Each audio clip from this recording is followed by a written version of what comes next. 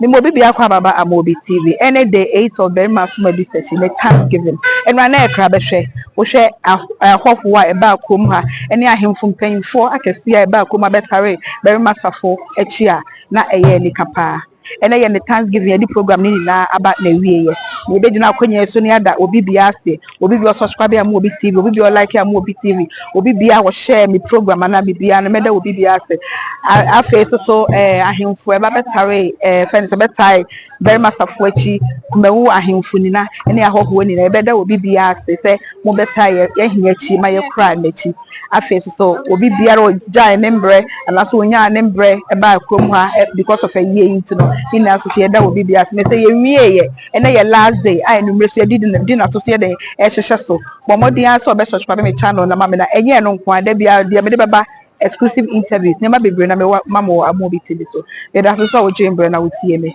e di ajo amobi amane tra ho awrade ya mpa bo nyina ne se wo wasira ane wasundie entra kuma ukuro ne so ane wo hene ne na pamfo ane ne mkurofo nyina so makuma ukuro ensi wo ye ane makuma ukuro ensi wo ye na ya shi wo nyam wo nsam ne ya kra ye ni papia yesu sumshe wo nyam ye cha wo nyam ye opa wo nyam sumsum kronko ne ma apre ye wa nshira no wa pya wo so ye wa nshira no wa tina ni mchira ye wa nshira no wa mena ni so mchira ye wa nshira mama uta asubie wo nyam ye cha opa no kronko ne ma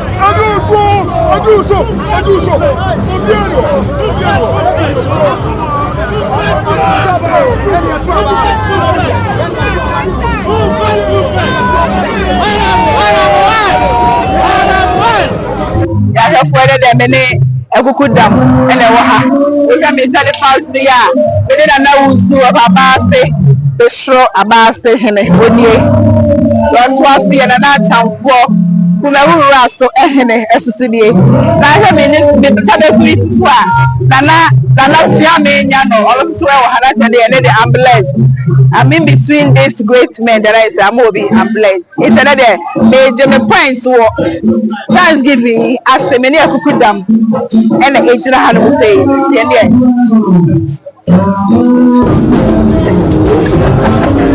I just have to channel. And I made the minimum channel when I met you. So I have to be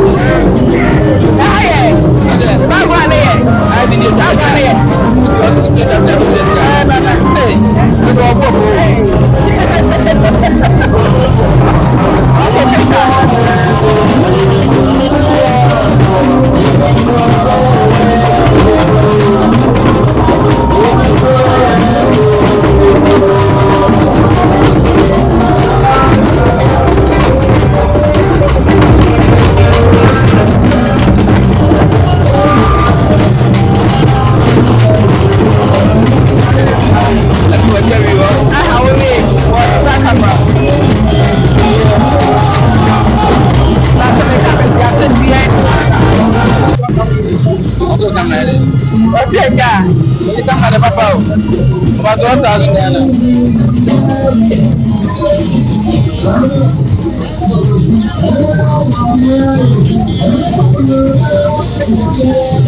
Show me. And I'm not changing environment. Don't show anymore. Oh, yeah. Ah, okay.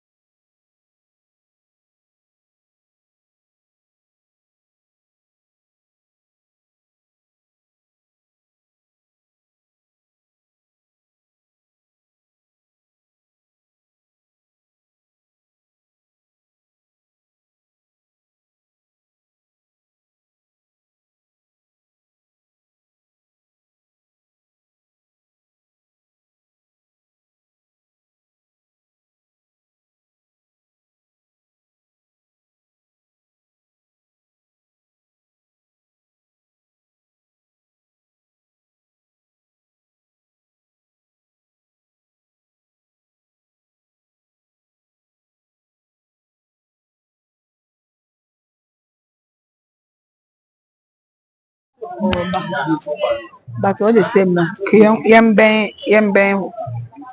Oh.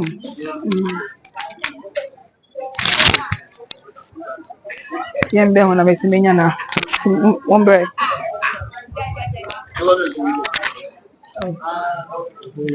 Oh my God.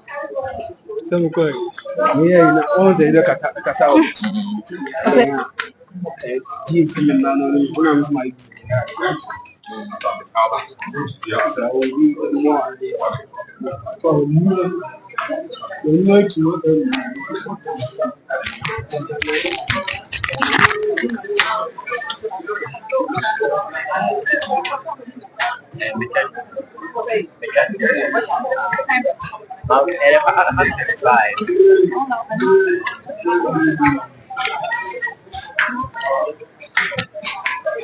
but we have a pretty any